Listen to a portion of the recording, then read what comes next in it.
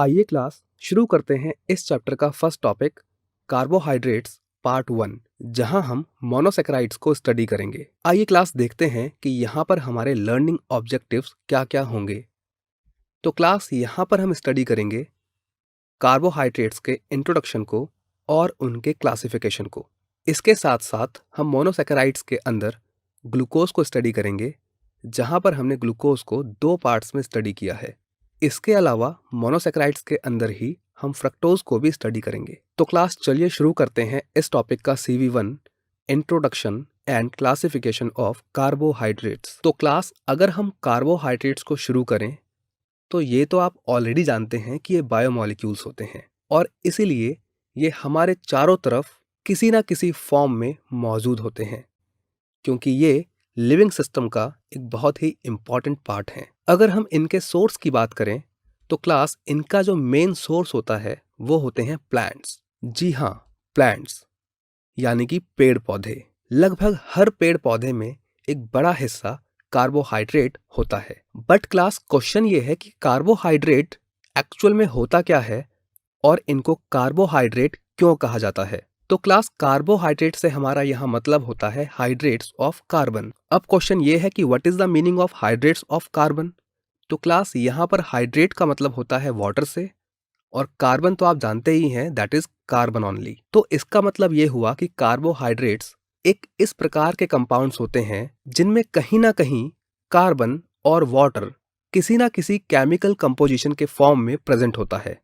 तो आइए इसको समझने की कोशिश करते हैं। तो क्लास कार्बोहाइड्रेट का एक जनरल फॉर्मूला होता है, यानी कि एक ऐसा केमिकल फॉर्मूला जिसको सभी कार्बोहाइड्रेट्स फॉलो करते हैं, और ये फॉर्मूला होता है CxH2OY। और यहाँ पर जो ये X और Y है, ये दोनों ही नंबर्स होते हैं जो इक्वल भी हो सकते हैं और इक्वल नहीं भी हो सकते हैं। आइए इसको एक एग्जाम्पल से समझने की कोशिश करते हैं। तो क्लास यहाँ पर हमने एग्जाम्पल लिया है ग्लूकोज का, जिसका मॉलिक्यूलर फॉर्मूला C6H12O6 होता है। अगर हम इसको कार्बोहाइड्रेट्स के जनरल फॉर्मूला के फॉर्म में रिप्रेजेंट करना चाहें तो क्लास वो कुछ इस प्रकार से हो सकता है। आप देख सकते हैं C6H2O6, यानी कि यहाँ पर X और Y दोनों इक्वल हैं जिनकी वैल्यू 6 है। तो क्लास हम कह सकते हैं कि ग्लूकोज एक कार्बोहाइड्रेट है, क्योंकि वो कार्बोहाइड्रेट्स के जनरल फॉर्मूले को सपोर्ट करता है या फॉलो करता है। लेकिन क्लास इस रूल के कुछ एक्सेप्शंस भी हैं, तो आइए समझते हैं कि क्या है वो एक्सेप्शंस। तो क्लास पहला एक्सेप्शन है एसिटिक एसिड, जिसका फॉर्मूला होता है CH3COOH। और क्लास अगर हम इसको कार्बोहाइड्रेट्स के जनरल फॉर्मूले के फॉर्म में लिखना चाहें तो ये लिखा जा सकता है। आप देख सकते हैं C2H2O2। यहाँ पर भी X और Y की वैल्यू इक्वल है जो कि 2 है। तो क्लास यहाँ पर एसिटिक एसिड कार्बोहाइड्रेट्स होना चाहिए, क्योंकि ये जनरल फॉर्मूले को फॉलो कर रहा है। लेकिन क्लास हम सब जानते हैं कि एसिटिक एसिड एक कार्बोक्सिलिक एसिड है और ये कार्बोहाइड्रेट नहीं है। तो इसका मतलब ये हुआ कि जो एसिटिक एसिड है वो कार्बोहाइड्रेट्स के जनरल फॉर्मूले को तो फॉलो करता है, लेकिन खुद कार्बोहाइड्रेट नहीं है। दूसरा एक्सेप्शन है रैमनोज, जिसका फॉर्मूला होता है C6H12O5। तो क्लास रैमनोज के मॉलिक्यूलर फॉर्मूले को देखकर हम ये कह सकते हैं कि इसको कार्बोहाइड्रेट्स के जनरल फॉर्मूले के फॉर्म में नहीं लिखा जा सकता है। लेकिन क्लास एक्चुअल में रैमनोज एक कार्बोहाइड्रेट्स ही होता है।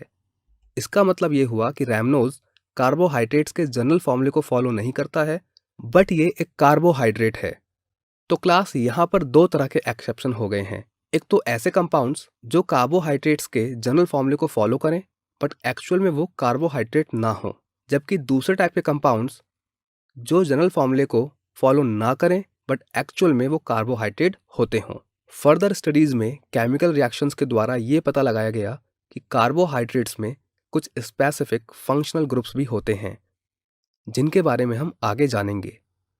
और क्लास एक इम्पॉर्टेंट बात यह है कि कार्बोहाइड्रेट्स को सैकेराइड्स भी कहा जाता है। तो क्लास अब तक हम ये जान चुके हैं कि कार्बोहाइड्रेट्स का एक जनरल फॉर्मूला होता है और इनमें कुछ स्पेसिफिक फंक्शनल ग्रुप मौजूद होते हैं। तो आइए देखते हैं कि कार्बोहाइड्रेट्स को हम डिफाइन कैसे कर सकते हैं। तो क्लास कार्बोहाइड्रेट्स को हम कुछ इस प्रकार से डिफाइन करते हैं कि ऑप्टिकली एक्टिव पॉलीहाइड्रोक्सी एल्डिहाइड्स और पॉलीहाइड्रोक्सी कीटोन्स आर कार्बोहाइड्रेट्स। इसका मतलब ये है कि कार्बोहाइड्रेट्स ऐसे कंपाउंड्स होते हैं जो ऑप्टिकली एक्टिव हों और उनमें पॉलीहाइड्रोक्सी एल्डिहाइड्स यानी कि ऐसे एल्डिहाइड्स जिनमें बहुत ज़्यादा हाइड्रोक्सिल ग्रुप मौजूद हों, और पॉलीहाइड्रोक्सी कीटोन्स यानी कि ऐसे कीटोन्स जिनमें बहुत ज़्यादा हाइड्रोक्सिल ग्रुप यानी कि OH ग्रुप्स मौजूद हों। इनको हम कार्बोहाइड्रेट्स कहते हैं। आइए क्लास इस डेफिनेशन को समझने की कोशिश करते हैं। तो क्लास यहाँ पर हमारे पास दो एग्जाम्पल्स हैं और ये दोनों ही कार्बोहाइड्रेट हैं। आइए इनको डेफिनेशन के हिसाब से समझते हैं। तो क्लास सबसे पहली बात तो ये है कि ये दोनों ही ऑप्टिकली एक्टिव हैं और ये दोनों ही पॉलीहाइड्रोक्सी हैं, क्योंकि इन दोनों में ही बहुत सारे OH ग्रुप्स हैं, आप देख सकते हैं। और क्लास जो ये पहला वाला कंपाउंड है ये एक एल्डिहाइड है, क्योंकि यहाँ पर आप एल्डिहाइड ग्रुप देख सकते हैं, जबकि दूसरा कंपाउंड एक कीटोन है। तो क्लास अब ये बहुत क्लियर है कि कार्बोहाइड्रेट्स ऐसे कंपाउंड्स होते हैं जो कि ऑप्टिकली एक्टिव हों और या तो वो पॉलीहाइड्रोक्सी एल्डिहाइड हों या फिर वो पॉलीहाइड्रोक्सी कीटोन्स हों, या फिर क्लास कोई भी ऐसा कंपाउंड जिसका अगर हम हाइड्रोलिसिस कर दें तो वो इस प्रकार के कंपाउंड्स को जनरेट कर सके, यानी कि पॉलीहाइड्रोक्सी एल्डिहाइड और पॉलीहाइड्रोक्सी कीटोन्स को जनरेट कर सके। तो इन सभी प्रकार के कंपाउंड्स को हम कार्बोहाइड्रेट कहते हैं। और क्लास जो कार्बोहाइड्रेट्स टेस्ट में स्वीट होते हैं उनको शुगर कहा जाता है।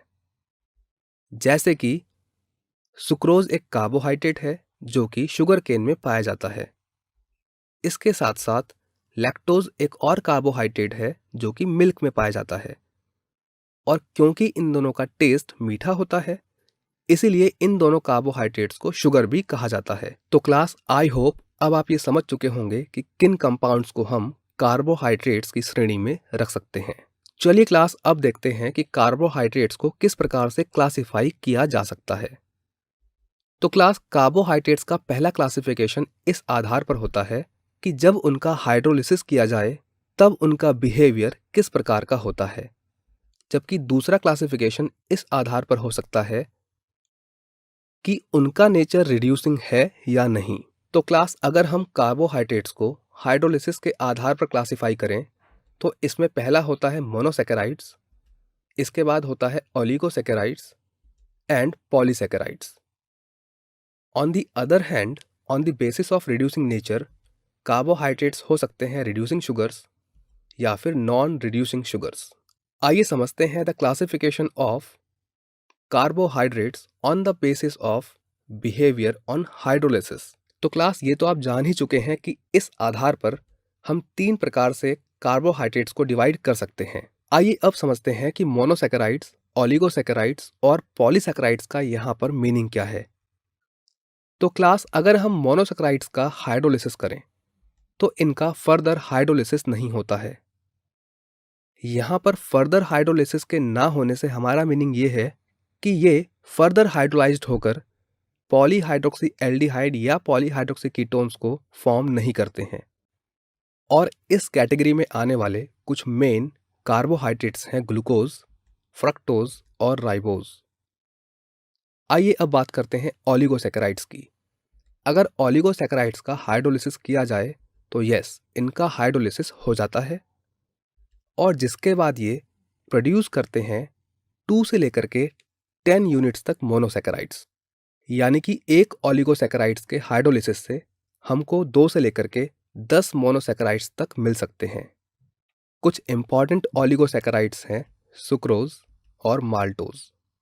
अगर हम पॉलीसैकेराइड्स की बात करें तो यस, इनका हाइड्रोलिसिस भी हो जाता है और जब इनका हाइड्रोलिसिस होता है तो ये लार्ज नंबर में मोनोसैकेराइड्स प्रोड्यूस करते हैं, यानी कि 10 से भी ज़्यादा। कुछ इंपॉर्टेंट पॉलीसैकेराइड्स हैं स्टार्च, सेल्यूलोज और ग्लाइकोजन। आइए क्लास अब देखते हैं कार्बोहाइड्रेट्स का classification on the basis of reducing nature. तो क्लास यहाँ पर दो प्रकार के कार्बोहाइड्रेट्स हो सकते हैं, रिड्यूसिंग शुगर्स और non reducing sugars. Class reducing sugar वो होते हैं जो कुछ रिएजेंट्स जैसे कि फेलिंग सॉल्यूशन या टॉलेंस रिएजेंट को रिड्यूस कर देते हैं। On the other hand non reducing sugars वो होते हैं जो फेलिंग सॉल्यूशन और टॉलेंस रिएजेंट्स को रिड्यूस नहीं करते हैं। आइए इसको फेलिंग सॉल्यूशन की हेल्प से समझने की कोशिश करते हैं।